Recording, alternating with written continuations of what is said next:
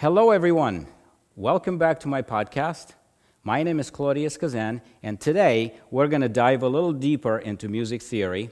But first, I thought I would play a little violin for you. Last time you heard me play a little piano. This time I want you to hear the violin. We're going to talk a little bit about the violin, how it produces the sound, how it puts the sound out in the listening space, and what it's so special about this violin anyway. So, let's go. Okay, I'm going to perform for you the Allemande from Partita number 2 for solo violin by Johann Sebastian Bach.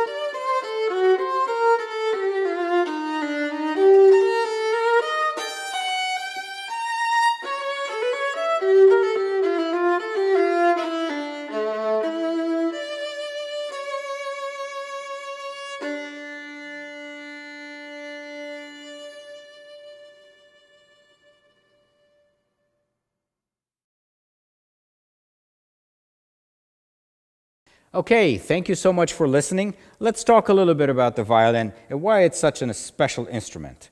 The violin falls into the category of string instruments because it has 4 strings, obviously. Okay, and the string vibrates between 2 points. All 4 strings vibrate between 2 points. One is right up here. Okay, this is the nut, and also it acts like a little bridge. Okay, and the main bridge of the violin, which is right here. So if I pluck the string, violin makes a sound, right? String vibrates between here and here. If you notice, the strings go a little further into the peg box. The peg box has 4 pegs, okay, 1 for each of the strings.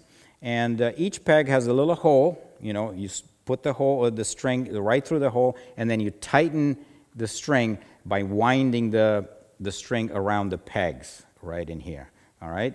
It's clockwise this way, and it's counterclockwise on this side. Obviously, they go in the same direction, but because they're on the two sides, it's a little different. On this side, the strings end into the tailpiece. The tailpiece has big holes in here that you can put the ball. Each string ends with a ball, and you put the ball right through there. And then there's a groove right above, so when you pull the ball through the groove, the ball cannot escape anymore, and you can, securely tighten the string in there.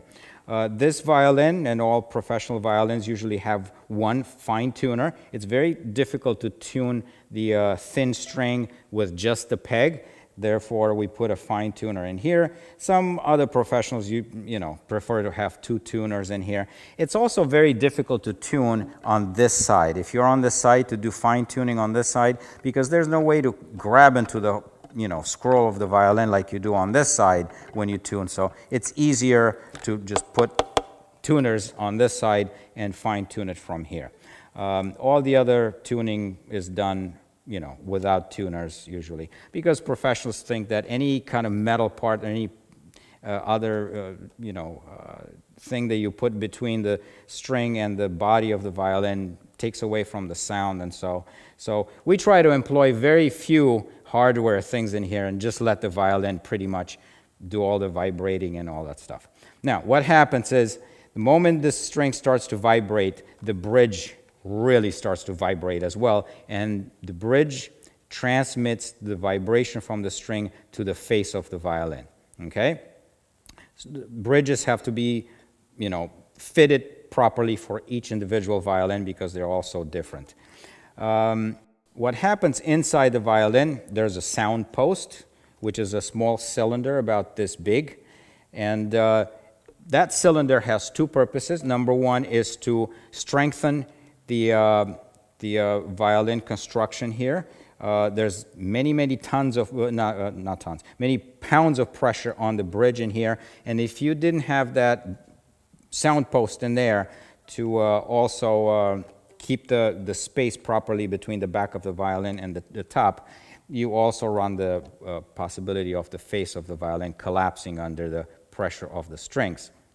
And also its other purpose is to transmit the vibration from the face of the violin to the back of the violin. So that sound post is very important. It's also its position, relative to the bridge inside. It's also very important. So professionals usually play around with the sound post position just to make sure that the violin really performs the way it's supposed to.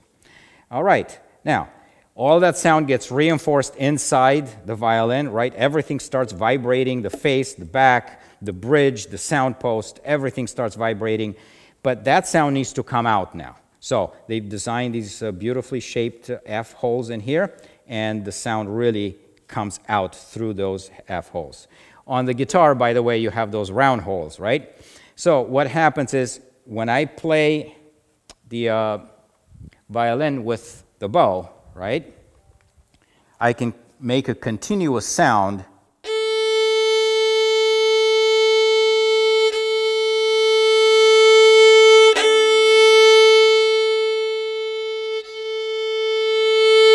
right? So I can vary the intensity, the speed of the bow, and I can really shape the notes any way I want. Okay?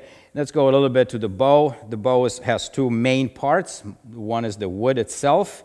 This wood is special wood. It's very hard wood, and it has to be balanced properly. Bows can be very expensive, and it's because it takes quite a little bit of skill to create a professional bow. The wood is very special. It's very hard wood, and it's so dense that if you drop it in water, that wood does not float. Okay, it's so dense that it sinks to the bottom. Some of them are made of Pernambuco wood, from Brazil, but I'm pretty sure, there's some other woods that are they're good for manufacturing bows. They're also made out of fiberglass these days. Beginning students can get a pretty good bow out of fiberglass right now, okay? But this is an actual bow.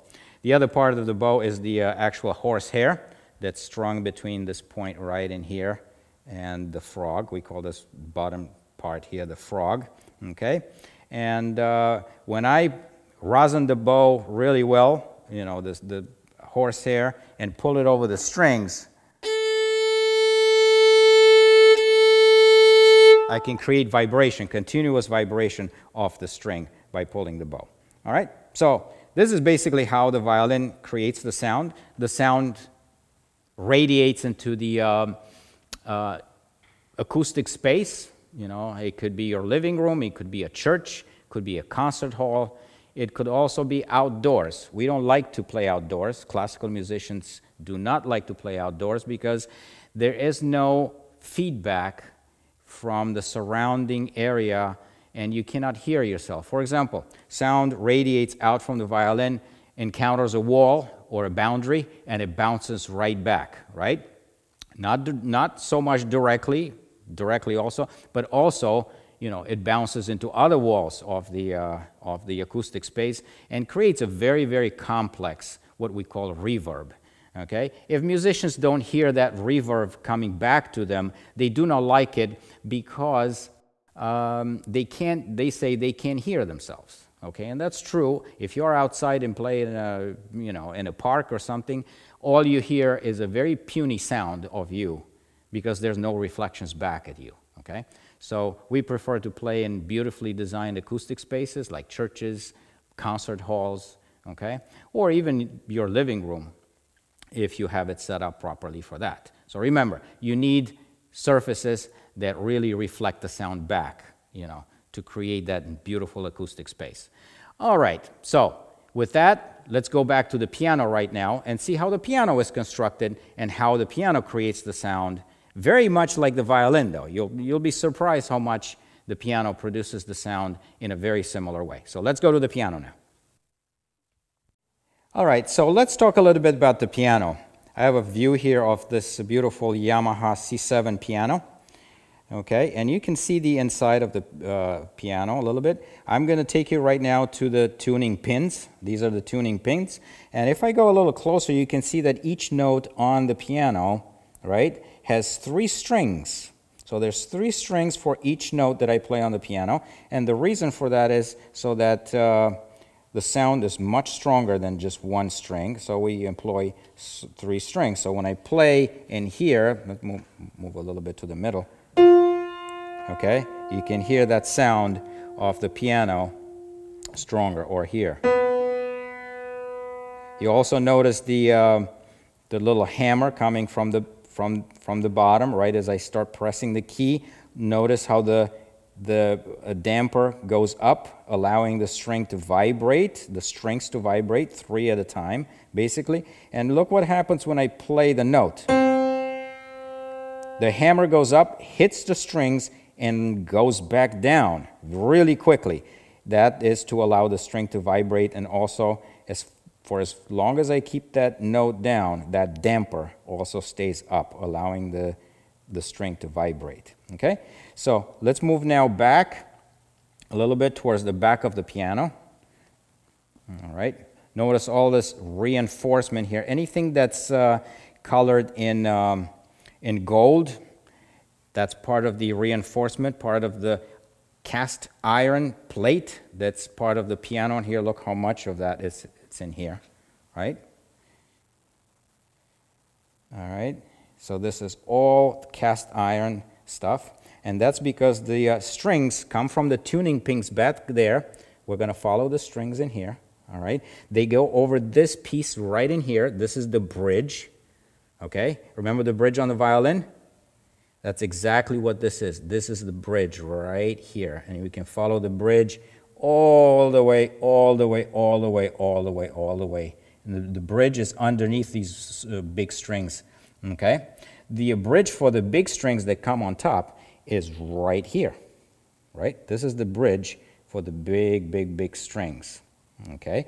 Now, the bridge is connected directly to the soundboard. I'm going to go back. This is the soundboard right under the strings. It's all wooden, and the bridge really sits right on the soundboard.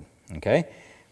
So all the sound from the strings is transmitted to the soundboard, and the sound really escapes out through these big holes in here. Now on this section here, there's no need for that, and the soundboard is exposed, so it can, but on this side where we have the cast iron plate in here, okay, the sound is still allowed to escape through these holes. Now why do we have this big cast iron thing in here?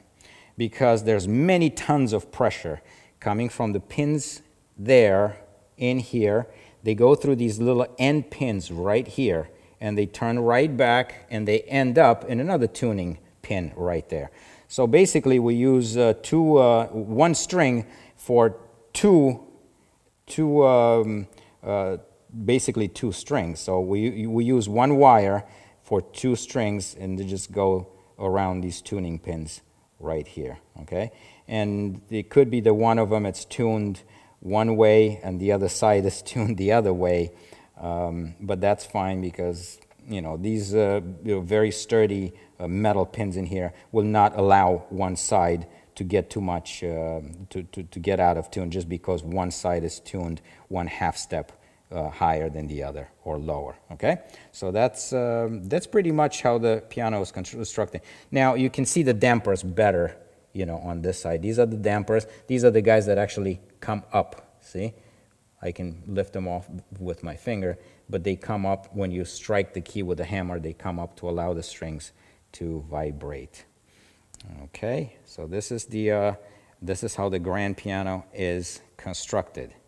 Quite a feat of engineering in here, all the bracing and everything, so that now these bigger strings, the lower strings, notice how they come in from that side of the piano and actually cross above the other strings. Okay, this is a cross-strung piano. Most grand pianos and uprights are cross-strung this time. In these days, because this allows for longer strings, okay, to come all the way from the tunes in here. If you were to put these strings parallel to the other ones, you will end up with a piano that's way, way, way larger, okay? And to do that, they actually take those lower strings and they cross them above the other strings.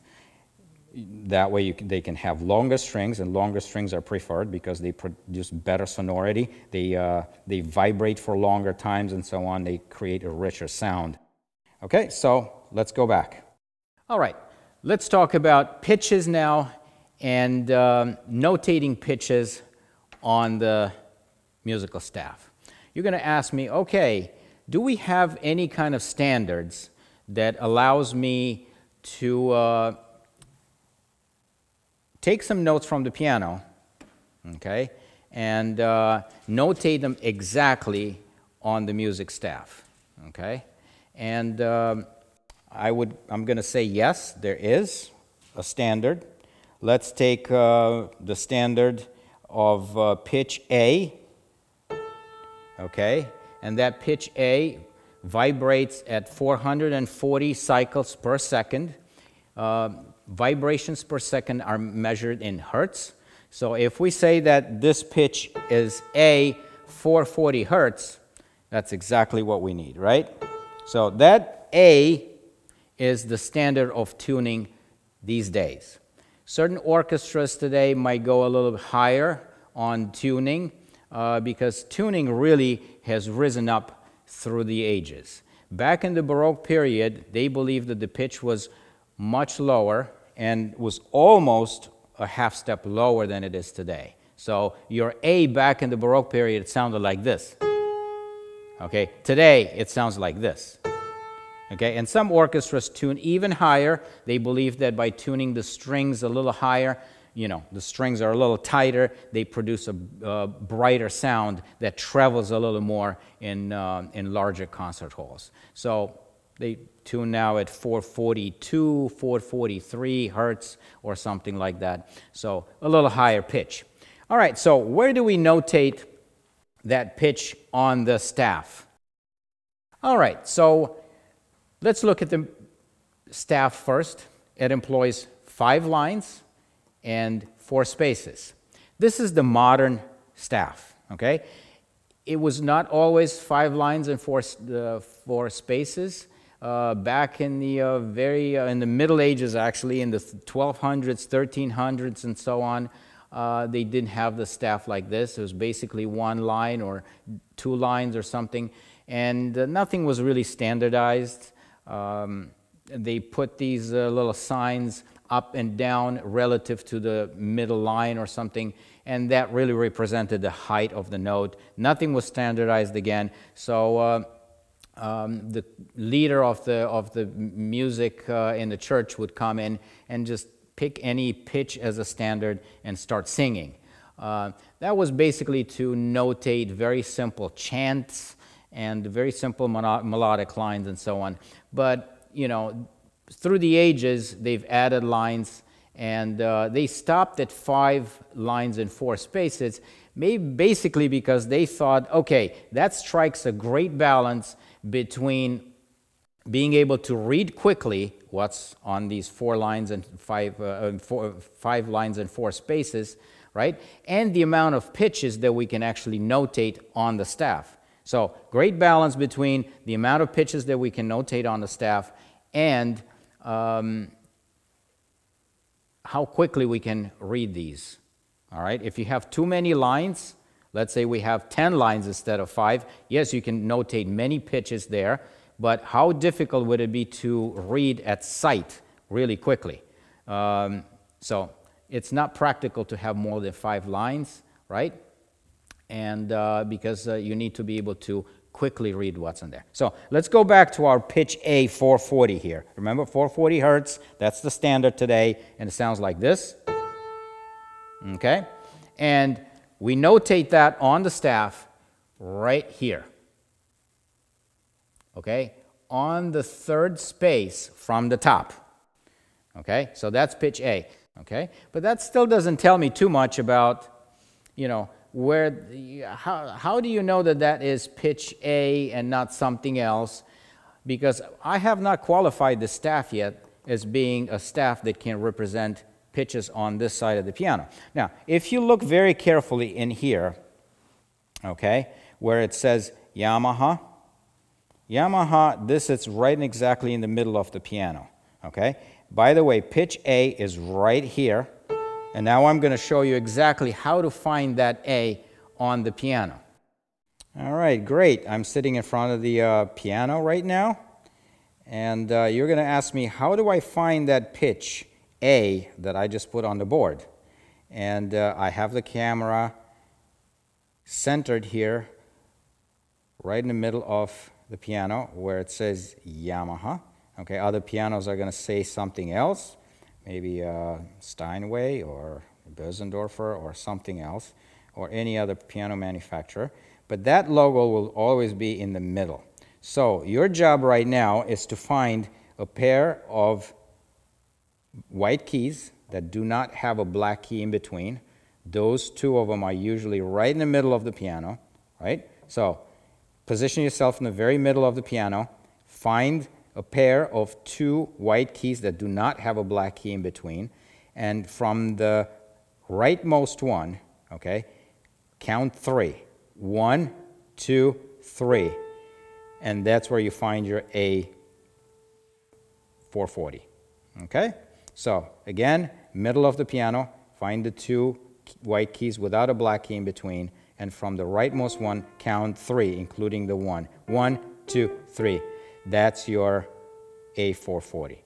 Another way of doing it, basically, eye the middle of the piano, go to the 3, you know, the group of 3 black keys in here, and you'll find that A between the 2nd and the 3rd black keys on the white key right there. So that's, either way, you'll find it. And believe me, this is not going to be too much of a problem, because you will learn very quickly where these notes are on the piano. So as a reference note right now, you already know one note on the piano that's very important. That is the A 440 right there. And let's go back to the board. Okay, so let's look at the staff again with my pitch A here on the 3rd space from the top, okay? This still doesn't tell me too much about, you know, our arrangement here, because I have not quantified or qualified the staff as representing, you know, pitches on the piano on the right side of the piano, which is the treble side of the piano. And I'm going to do that by putting a clef in here at the very beginning that looks like this. You've probably seen that before. That's called the G clef or the treble clef. Okay? And notice one thing about it. It starts with this little scroll in here, okay, right around this line here, the fourth line from the top. Okay? And that line is for pitch G. Okay? So if I put my note in here, this is going to be pitch G. Okay? And this, again, I know this one, it's pitch A because we talked about it already. Okay? Right, so I have A here, G in here. You're going to say, well, why A and why G? Okay, time to talk about two different systems in here in music notation. One of them is an old system, comes basically from the, almost from the Middle Ages, called Solfege or the Doremi system. You probably know it. The Doremi system, where it starts with Do and then moves to Re and Mi, okay, and Fa and Sol and La, okay, and Si, Si, and again Do, okay. Now I'm going to say, well, in English we call that T, not C, as in T-I, okay.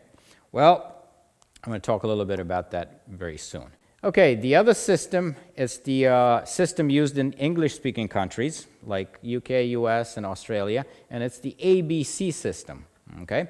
I'm going to go back to the piano right now to show you one really important thing before we start talking about this. All right, so we're back at the piano, and I want you to look at something really interesting in here. When they first designed the keyboard of the piano, they went through the notes and they found out one very interesting phenomenon. Every 8 notes of the piano, the pitches repeat themselves in a higher register. So 1, 2, 3, 4, 5, 6, 7, 8. So the 8th pitch here, it's really a repetition of this pitch here, okay, in a higher range. Okay, so one more time. 1, 2, 3, 4, 5, 6, 7, 8. Oh, so these 2 pitches here sound very much the same, right?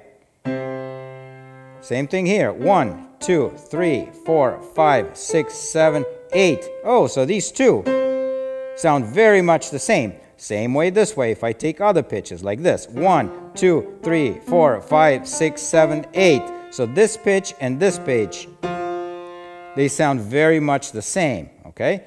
This is where we derive the concept of the octave. The octave is, the distance between pitches, similar pitches, okay, on the piano, and because we have 8 notes in between before they start repeating, they call that the octave, from octo meaning 8, just like an octopus. You have an octopus, that means that it has 8 arms, right? Octo meaning 8, okay?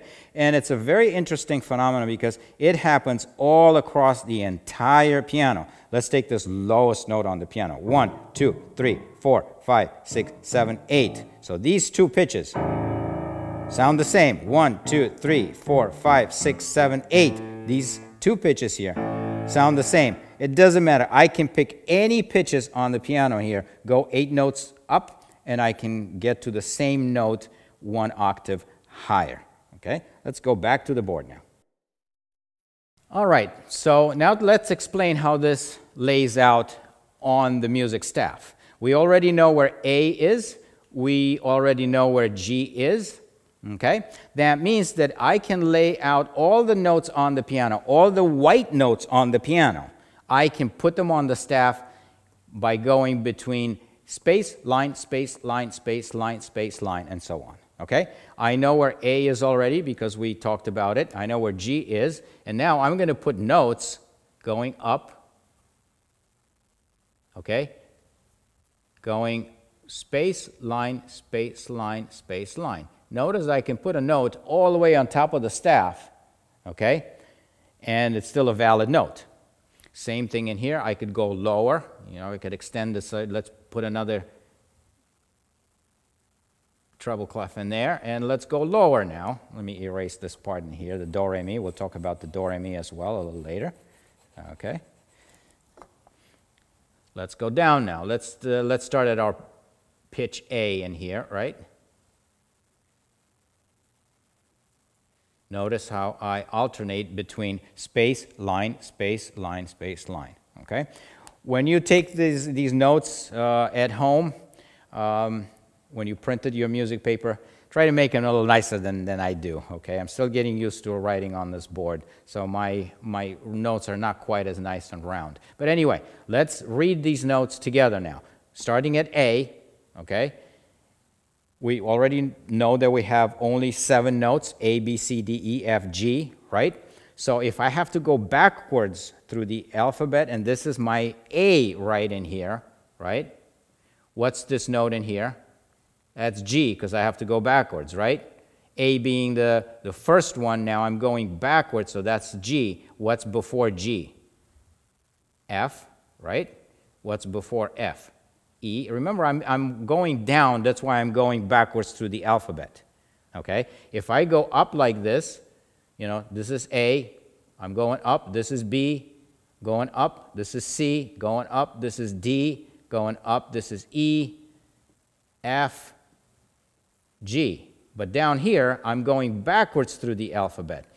A being the first one, I'm going back, I have to revert back to G, right? And then going back, G, F, E, D.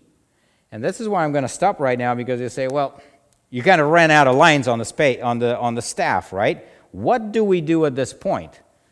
Boy, there's a lot more notes on the piano that I'd like to be able to represent, but I'm just running out of space in the treble clef, and I can't go any higher, okay? Now, these are all the notes that I can easily represent right on the staff. All right, so you're going to say, well, that's kind of limiting right there. If I can only represent a few notes on the staff, I'll show you on the piano how much that is. It's basically from this pitch, D, right here, which is right there on the bottom, to this pitch right here, G, which is on top right there. Not much of a range. Look at this. How about all these notes? How about everything else that's left in here? Okay, we're dealing with a treble clef, so meaning this part of the piano, this half of the piano. But how about from here all the way to there? How am I going to represent those notes here? Okay, I'm going to introduce to one other concept in here. It's the concept of the ledger line.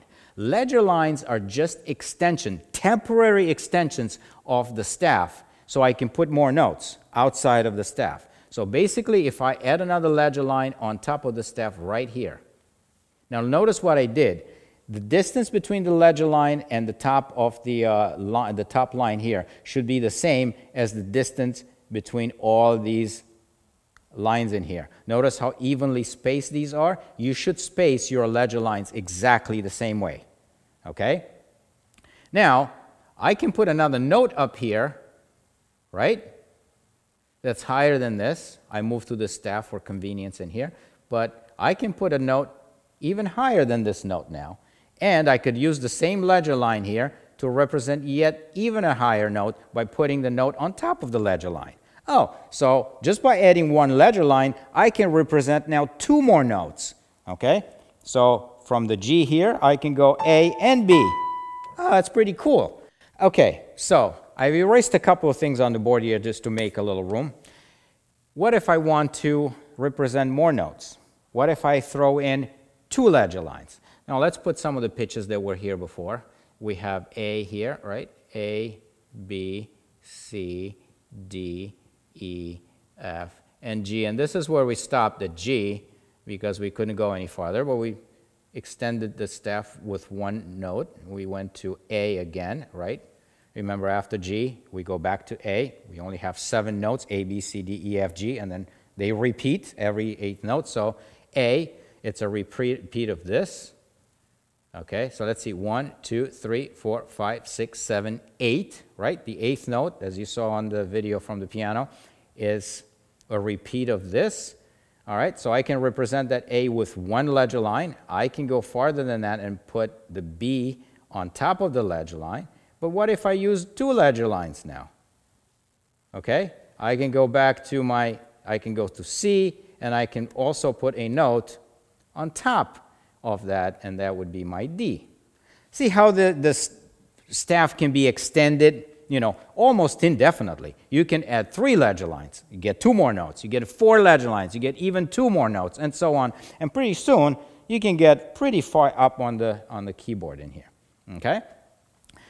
But you're going to say to me, okay, man, it's going to be so difficult reading all these ledger lines and so on. What if I want to do things at speed, and now I have to calculate ledger lines? And yes, you can get better with practice, and you can really, really tell, you know, quickly what the notes are by just the number of ledger lines. And a lot of performance have to do that anyway. That's part of learning how to read music properly. But there's another way of doing things, especially if you spend a lot of time in the upper registers. Okay, so you have a lot of notes up here that need a lot of ledger lines. Really, there's a better way to do that than writing all these ledger lines. So how about I erase all these notes in here, okay, and I just leave 1 octave worth of notes on the staff itself, okay? And I want right now to represent those notes an octave higher, okay? So instead of writing all those ledger lines that you saw me in there, I can just put the sign in there, 8 VA, and put a dotted sign in there, and then end it somewhere, and well, let's end it there, okay? So 8 VA, which stands for octava, okay? 8 for octava, okay? And that tells me that anything that's under this bracket with the 8 VA needs to be performed an octave higher. So it would be exactly like me writing all these pitches starting here, A, B, C, and then D, and then putting more ledger lines and more ledger lines and getting messier and messier, when I really don't need to, because if I spend all the time up there, okay, I can just write 8 VA, put the bracket nicely. Now, all the notes under that AVA bracket are to be performed an octave higher. And they went even farther than that and say, what if you want to represent it 2 octaves higher? So you're really in this very, very top range of the piano. All you have to do, instead of 8 VA, you put 16 VA. 16 VA, it's a double of that. Again, put your bracket there, and all the notes under the bracket of 16 VA are to be performed 2 octaves higher. Okay? Pretty interesting stuff, right? So right now I can represent pitches on the treble clef, or the G clef, remember? It's also called the G clef, that go all the way to the very end of the piano, just by using this 8 VA and 16 VA. This is the double octave, okay? Very interesting. You will see that also you can extend pitches downwards in the same way by putting the 8 VA under the staff with the bracket. So anything under the bracket, under the staff, means play those pitches an octave lower. Pretty interesting, right? Pretty fun stuff in here, all right? Again, if you guys have any questions, rewind the video, go through, and you can also ask me down below in the comment sections about this. All right, so this is how we represent the pitches in the treble clef, okay? Meaning basically most of the pitches which are on the right side of the piano, all right? Anything above, okay, middle C. Middle C is right there, okay? Let's actually erase all the stuff. Let's erase the stuff again. Make it nice and clean. There we go, okay? Middle C of the piano. It's represented with 1 ledger line under the treble clef right there, okay? Let's fill it in, that's fine too, okay? And that's right here on the middle of the piano. Okay, so anything about that, basically, anything above that is to be represented on the treble clef, okay? Roughly, okay? You can, remember, you can extend the staff down into the bass section of the piano, and you can do that too. But for now, just to keep things simple, okay, anything about this note in here can be represented in the treble clef. Okay, that's the treble clef, also called the G clef. You know, you can practice writing the G clef, again, start somewhere below the fourth line in here, go up to the third line, curl it really nice down here, go up, drop this down, and put a little curl at the end. That's pretty much okay. If you really want to study how this is printed in an actual print, those fonts are really beautiful. You know, calligraphers have really designed these clefs to look very, very nice. But for the sake of our exercises here, anything like this is fine. I used to make my clefs like this, you know, just like that, which is just perfectly fine for what we're doing right now. That tells me, oh, that's a G clef, that's fine. And now all the notes that follow, you know, are qualified to, you know, in the G clef or the treble clef. Same thing. We can use those terms interchangeably. G clef or treble clef, or treble meaning high, bass means low. All right. So let's see. Let's move into the next topic right now. It's how about the black keys on the piano? Okay, we only talked about the white keys on the piano right now. Space line, space line, space line, space line. This is all for the white keys on the piano, right? What if we want to represent the black keys on the piano? Okay, and let's see what happens again with the black keys on the piano. Okay, we're back at the piano, and we're centered here along the Yamaha logo here. All right, and let's talk about the black keys on the piano. Okay, you will notice that if you start looking at the keyboard this way, some notes, some pair of notes have black keys in between. Let's take these two, for example. Ah, look, this one has a black key in between. But some of them don't, like this pair here doesn't have a black key in between. This pair here does not have a black pair in between, okay? So what does that mean? That means that this particular distance between these two pitches here, okay, can be further split between the distance between this and the distance between this, okay? That means that this is a whole step, it's a bigger step, and can be further divided into half steps. This is a half step, going from the white to the black, and also going from the black to the white. In here, since you do not have a black key, you already have a small half step, right? So half step, half step, half step, half step, half step, half step, half step, half step, all right, and so on. So basically, between these two, I have a whole step, right, because I can further divide it with the black key between one half step and one half step. This is a whole step. This is a half step, whole step, whole step, whole step, half step, right? Any questions about that? Are you guys with me so far? Very easy stuff to understand, okay? If there's no black key, it's already a half step. If it has a black key, it's a whole step because I can further divide it into half step by going to the black key and back from the black key to the white key, right? Not too difficult in there. Now let's listen to these a little bit. See the distance between this and this? It's pretty big, right? It doesn't sound too bad, right? Doesn't sound too bad. But the moment I move to a half step, ooh, that doesn't sound too good, right? It clashes quite a bit because the distance between those notes is so small, all right? It's so small. Same thing, half step. Very small distances, very dissonant sounding.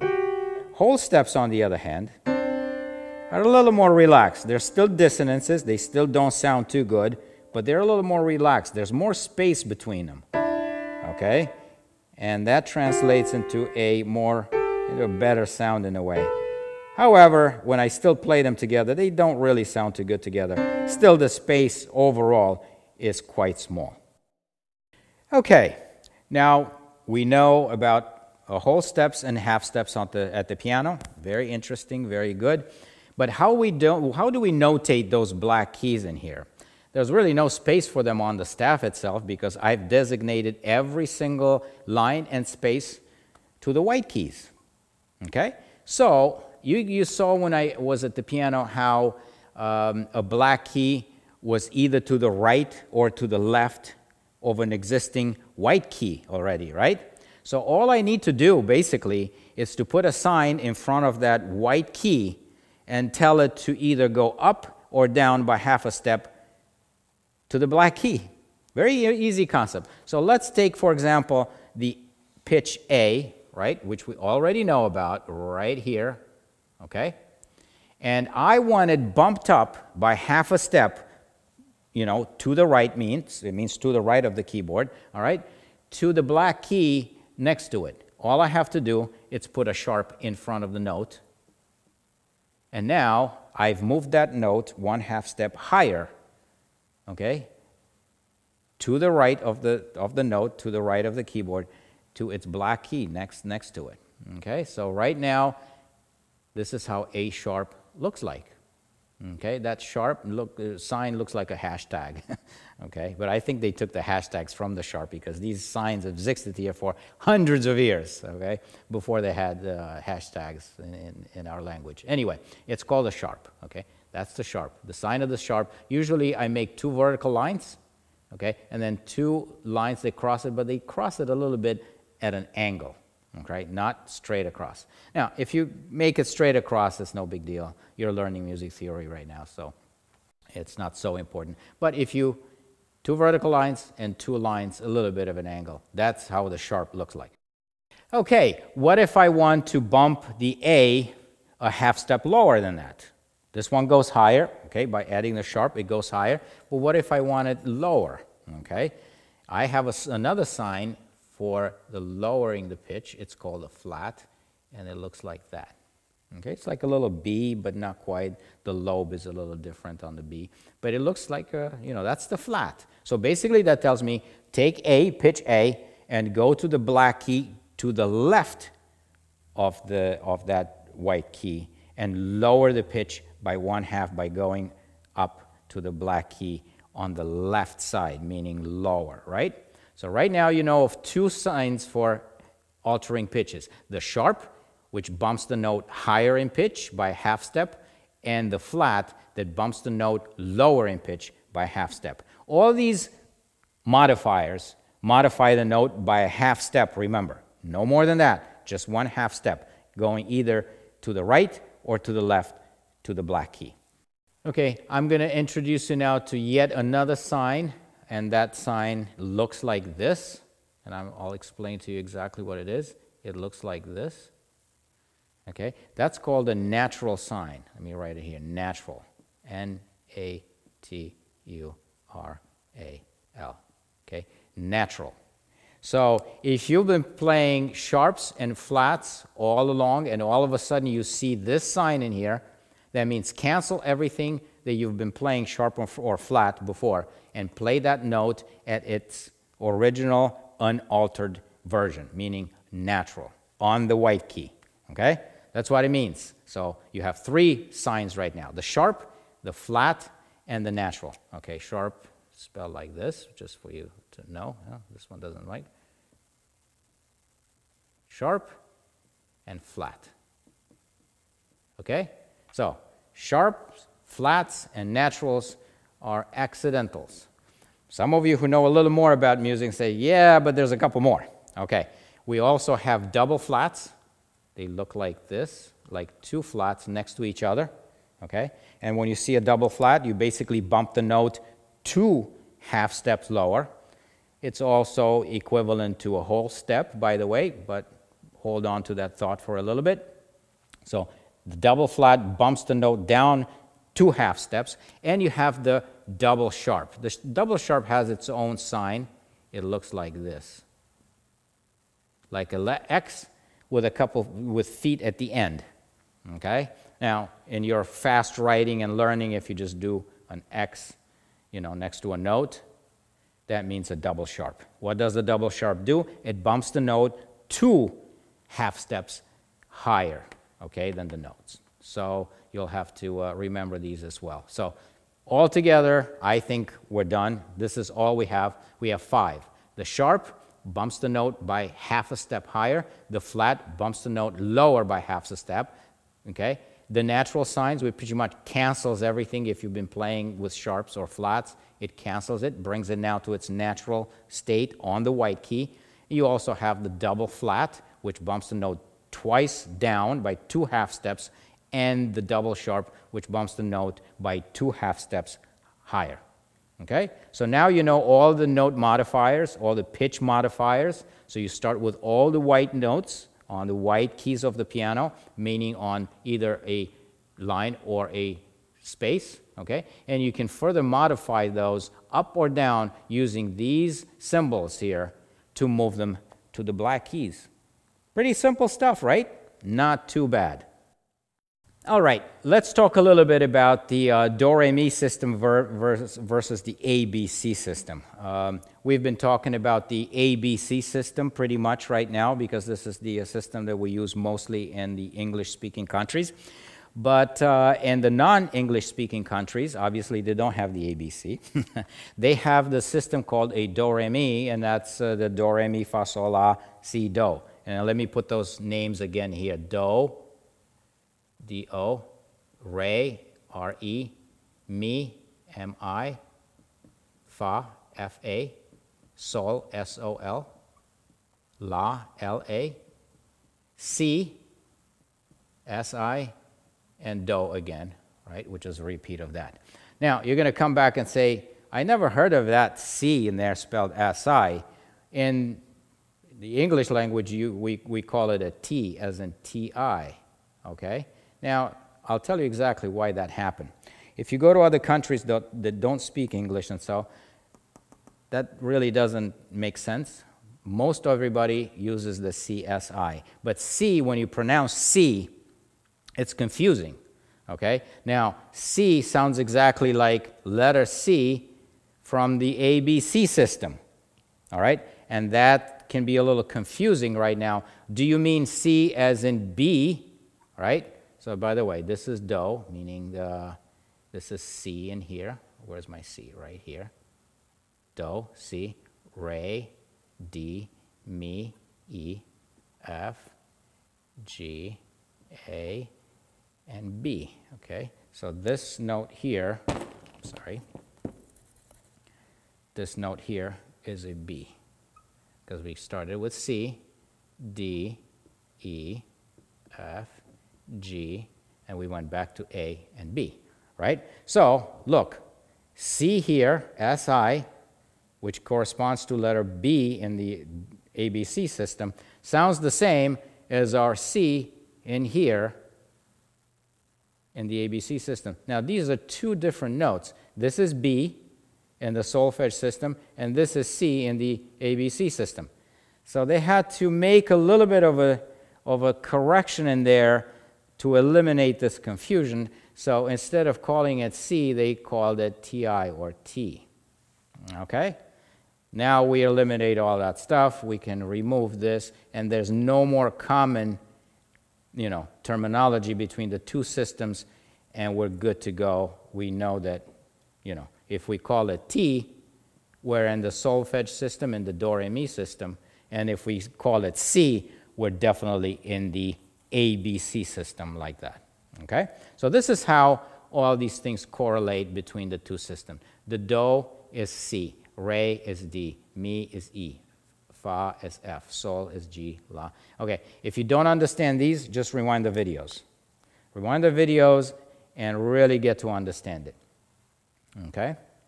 The Do starts on C, but the alphabet usually starts on A, B, C, D, so it starts on La. Very different, okay, the two systems, the way they worked it out a little bit. I don't know exactly why they did it this way, start the A on A. Maybe because, remember, A was our reference note. We tuned using A 440, as I talked in the beginning of the video. So maybe that's why they started with the A on La and not A on Do, okay? So on C, basically. So anyway, you get my point in there. All right, that pretty much wraps it for today, guys. However, I want to talk about your homework. I want you to do me a favor. If you've decided to follow this course, you can email me and I will send you the homework that I've prepared for you guys, okay? You can send me an email to theclassicalmusictheoryguy@gmail.com. You have to spell all that out. theclassicalmusictheoryguy@gmail.com. If you email me there, I will forward you a couple of PDF files that I have created specifically for this second video, okay? And what it's on that, it's this. You will be notating pitches and the G clef, okay? And you're going to name the pitches that are there. I put some pitches there for you. You'll have to name them for me, okay? You'll also be asked to place some of those pitches for me, you know, that I put underneath. Place them on the staff with the proper, you know, sharps or flats before, okay? So that's nice. You know, that will get you going with that. Another sheet in there, it's for ear training exercises, okay? The ear training exercise is going to be like this. You're going to go to your keyboard and you're going to play all different pitches and be able to sing them back, okay? Where you feel comfortable, in the octave where you feel comfortable. You're not going to be singing them up here, okay? If you play them on the keyboard down there. So wherever you hear them, try to match the pitches, okay? One of the nice things that you can do if there's two of you doing this, one of them can be at the keyboard, the other one can actually sing them and then rotate, all right? That would be pretty cool. You'll also be asked to sing intervals, the half steps. Remember the half steps and the whole steps we talked to when we looked at the keyboard? Try to sing those too. Play two adjacent pitches on the piano, for example, this, right? And try to sing, you know, each note independently. Sing this note and then sing this note, okay? And now try to gauge the distance between them and how much does it take you to go from one pitch to the next. Bum, bum. Oh, quite a bit, as opposed to a half step, which goes like bum, bum. Only half of that, right? So those are great exercises. And do them in different octaves, you know, move up, down a little bit so you don't get bored listening to the same pitches over and over, okay? So, for example, you listen to this these pitches. Dum, bum, bum, bum. Do it backwards as well as a half step like this. Da-dum, ba-dum. Okay? And by listening very carefully to these whole steps and half steps, you will develop the ability to tell them apart. When I go to the piano and I play this for you, immediately we say, oh, that's a half step. Why? Because it has a certain sound. It's very dissonant, number one. Ooh, half step. How about this? Ooh, half step. How about this? Half step. How about this? Oh, that's a little more relaxed. Okay. Ba-dum, ba-dum. Oh, bigger distance between them. That must be a whole step. How about this? That's a little more relaxed, right? It's not so dissonant as the half step. So that must be a whole step as well, okay? Those are in the ear training exercise that I'm going to ask you to complete for me. Again, there's no feedback. I won't know how good you guys are doing. So please spend a lot of time doing this. I want you to come back to me and say, yes, I understand. Thank you so much. I can hear the differences now between a whole step and a half step so well. If somebody goes to the piano and plays a whole step for me, I can immediately tell it's a whole step or a half step and so, okay? Those are very important to establish from the beginning. Go back to the video and rewind and see how we notate all these pitches in the treble clef, right? How we extend the pitches outside of the 4 lines and 4 spaces with ledger lines, right? And also how we use that 8 VA and 16 VA. Okay, I hope you guys enjoyed this first music theory class. I know it's a little technical, okay? But I hope you enjoyed looking inside the piano and you know, me talking a little bit about the violin, and also when we dived into notating pitches from the piano on the board, okay? Notice one thing, and I want you to really remember this very carefully. You won't get better at this unless you put in a lot of practice, okay? So rewind the video, see it a few times, make sure you really, really understand this, and do the homework that I gave you. If you do the homework and you understand this, you're way on your way to understanding more complex concepts. I hope you enjoyed the video. I'll see you on the next video where we talk about the bass clef and the grand staff. Thank you so much for watching this. Stay safe and healthy, and I'll see you in the next video. Thank you so much.